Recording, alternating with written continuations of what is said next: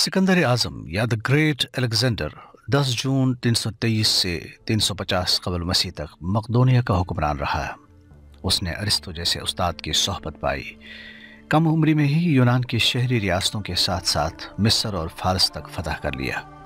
कई और सल्तनतें भी उसने फतह की, जिसके बाद उसकी हुक्मरानी यूनान से लेकर हिंदुस्तान की सरहदों तक फैल गई। सिर्फ 22 साल की उम्र में वो दुनिया फतह करने के लिए निकला। यह उसके बाप का ख्वाब था और वो इसके लिए पूरी तैयारी भी मुकम्मल कर चुका था, लेकिन उसके दुश्मनों ने उसे कत्ल कर दिया। अब यह जिम्मेदारी सिकंदर पर आयद होती थी कि वो अपने बाप के मिशन को किसी तरह पूरा कर ले। ईरान की फतह के बाद बहुत से लोगों ने सिकंदर को मशवरा दिया कि उसने बहुत सी फतूहात हासिल कर ली हैं, अब वो वापसी की राह ले ले, लेकिन उस पर तो दुनिया फतह करने का भूत सवार था।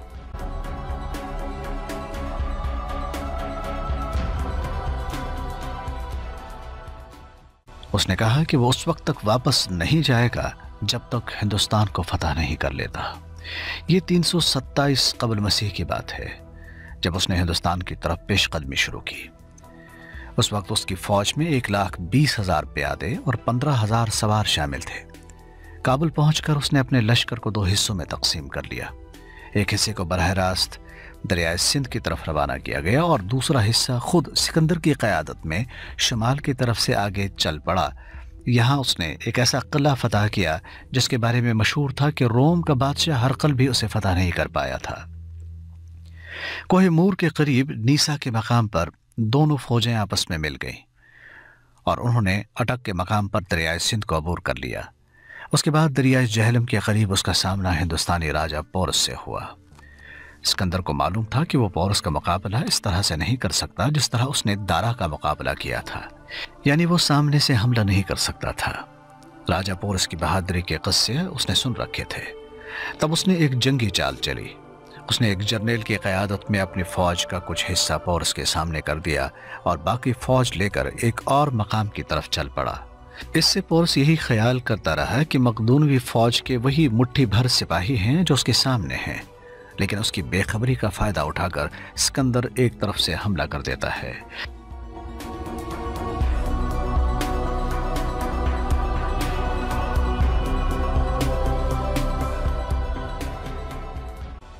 लड़ाई शुरू हो गई। पोरस को सिकंदर की मौजूदगी का उस वक्त तक इल्म ना हुआ जब तक वो दरिया पार नहीं कर चुका था।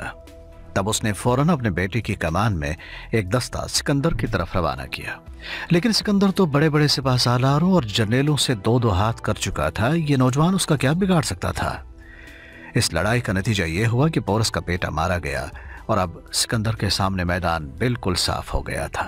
उसने उसी वक्त पोरस की फौज पर हल्ला बोल दिया। ईरानियों के बरक्स पोरस बहुत बहादुरी से लड़ा। उसके लश्कर में 180 हाथी भी शामिल थे। इन्हीं से मकदूनवी फौज को ज्यादा खतरा था, क्योंकि हाथियों को देखकर घोड़े हैबत ज़दा हो जाते हैं और वो अपने मालिक का भी कहा नहीं मानते।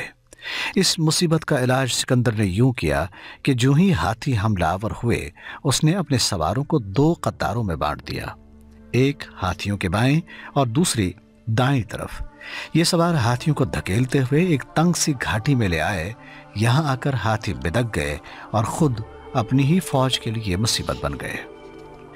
इस मार्के में पोरस के 20,000 आदमी और 100 हाथी मारे गए, लेकिन इस सब के बावजूद पोरस ने हिम्मत ना हारी और मुसलसल लड़ता रहा।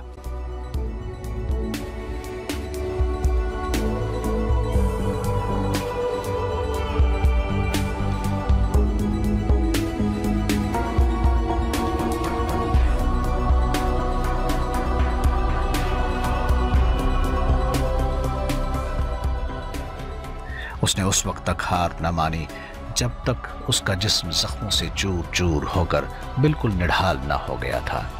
पोरस को गिरफ्तार करके उसी रोज सिकंदर के सामने पेश किया गया। सिकंदर की यह आदत थी कि दुश्मन का जो भी आदमी गिरफ्तार होकर आता उसे अपनी सफाई में कुछ कहने का मौका जरूर देता था। उसने पोरस से पूछा, तुम्हारे साथ क्या सलूक किया जाए? पोरस ने जवाब दिया कि वही जो एक बादशाह दूसरे बादशाह के साथ करता है। सिकंदर मैदान जंग में पोरस की बहादुरी से तो पहले ही मुतासिर था, अब उसकी गुफ्तगू ने भी उसे कम मुतासिर नहीं किया और बहादुरों को मौत के घाट उतार देना उसे बिल्कुल पसंद नहीं था। उसने पोरस को माफ कर दिया और उसका तमाम इलाका भी वापस कर दिया। اس کے جواب میں راجہ بھی اس کا دوست بن گیا۔ سکندر کو ہندوستان کے اندر تک جانے اور اس کے عجائبات دیکھنے کا بے حد شوق تھا۔ اس کا یہی شوق اور تجسس تھا جس نے اسے یہاں آنے پر مجبور کیا تھا، ورنہ ایرانی سلطنت پر قبضہ کیا کم تھا کہ وہ اور کی لالچ کرتا۔ تاہم جب اس نے جہلم سے آگے چلنے کا ارادہ کیا تو اس موقع پر اس کی فوج نے اس کا ساتھ نہ دیا۔ سچ بات تو یہ ہے کہ پچھلے کئی برسوں کی مسلسل مشقت نے انہیں سخت تھکا دیا تھا اور اب ان میں مزید مہمات سر کرنے کی بالکل ہمت نہ رہی تھی۔ اس سے قبل وہ جن ممالک اور ریاستوں پر قبضہ کر چکے تھے ان کی افواج بآسانی ہار مان گئی تھی، مگر ہندوستانی فوج کی بہادری کے بارے میں انہیں جہلم کے میدان جنگ میں تجربہ ہوا جس سے ان کے دل خوف سے بھر گئے۔ ملتان ایک قدیم شہر ہے۔ ملتان کا اس وقت نام مل استحان تھا۔ اس وقت ملتان دریائے سندھ کے دو شاخوں کے درمیان آباد تھا۔ دریائے سندھ کا نام سندھور تھا۔ مل استحان کے لوگ ہڑپا اور موجو داڑو کے ساتھ تجارت کیا کرتے تھے۔ سکندر نے اپنی فوج کو آگے بڑھنے کا حکم دیا، انہیں دولت کا لالچ دیا اور زرخیز زمینوں پر قبضے کی امید دلائی۔ یہ فوج ملتان کی طرف بڑھی۔ یہاں ملوئی قوم آباد تھی جن کی شجاعت اور بہادری کی داستانیں پھیلی ہوئی تھیں۔ جب سکندری افواج ملتان پر حملہ آور ہوئی تو اس قوم نے ڈٹ کر مقابلہ کیا۔ اس مہم کے دوران سکندر کی کمر میں تیر لگا جو ریڑھ کی ہڈی میں پیوست ہو گیا۔ حکیموں کی کوششوں کے باوجود یہ تیر نکل نہ سکا۔ اس پر انہوں نے تیر کا کچھ حصہ کاٹ دیا تاکہ سکندر جنگ جاری رکھ سکے۔ تاہم کچھ دنوں بعد جب ملتان فتح ہو گیا تو سکندر کی افواج نے اپنے بادشاہ کے زخمی ہونے کا بھیانک انتقام لیا اور شہر میں کسی کو بھی زندہ نہ چھوڑا۔ فتح ملتان کے بعد سکندر کی فوج نے آگے بڑھنے سے مکمل انکار کر دیا۔ سکندر کی تقریریں بے اثر ثابت ہو گئیں۔ انہوں نے واپسی کا نعرہ لگایا۔ مورخین اس کی دو وجوہات بیان کرتے ہیں۔ پہلی وجہ یہ تھی کہ ہر سپاہی دولت سے بھرے ہوئے اونٹوں کا مالک بن چکا تھا، اب وہ اس دولت سے عیاشی کی زندگی گزارنا چاہتے تھے۔ وہ میدان کی مصیبتوں اور قتل و غارت گری سے بچنا چاہتے تھے۔ دوسری بڑی وجہ یہ تھی کہ سکندر کے جاسوسوں نے اطلاع دی تھی کہ دریائے بیاس کے کنارے آباد قبائل کے طاقتور اور جنگجو سپاہی اسلحے سے لیس ہو کر جنگ کے لیے مستعد ہیں۔ یہ خبر سن کر سکندر کی فوج بددل ہو گئی۔ انہیں پورس اور ملتان کے جنگجوؤں نے ہلا کر رکھ دیا تھا، اس لیے وہ وطن واپسی کا سوچنے لگے۔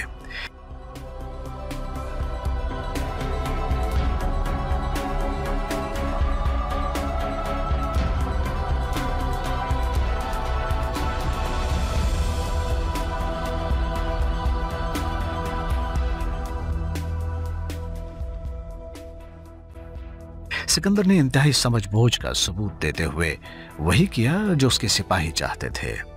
ہندوستان کو فتح کرنے کی اپنی تمام تر خواہشات کے باوجود وہ ان کی بات مان گیا اور یہیں سے اس نے واپسی کا فیصلہ کیا۔ لیکن اس عظیم سپاہ سالار کی قسمت میں کچھ اور ہی لکھا تھا۔ وہ چاہتا تو یہی تھا کہ اپنے سر پر آدھی دنیا کی فتح کا تاج سجائے اپنے آبائی شہر مقدونیہ میں داخل ہو جاتا، لیکن ابھی وہ بابل ہی میں تھا کہ ایسا بیمار ہوا کہ دوبارہ صحت یاب نہ ہو سکا اور وہیں اس نے موت کو گلے لگا لیا۔ سکندر نے حضرت عیسیٰ علیہ السلام کی پیدائش سے 356 سال قبل پیدائش پائی اور 323 میں جب اس کا انتقال ہوا تو اس کی عمر 33 سال تھی۔ اس کی موت کی کئی وجوہات بتائی جاتی ہیں۔ پہلی وجہ یہ کہ اسے زہر دے دیا گیا۔ یہ زہر اسے ایرانی شہزادی رخسار نے دیا تھا۔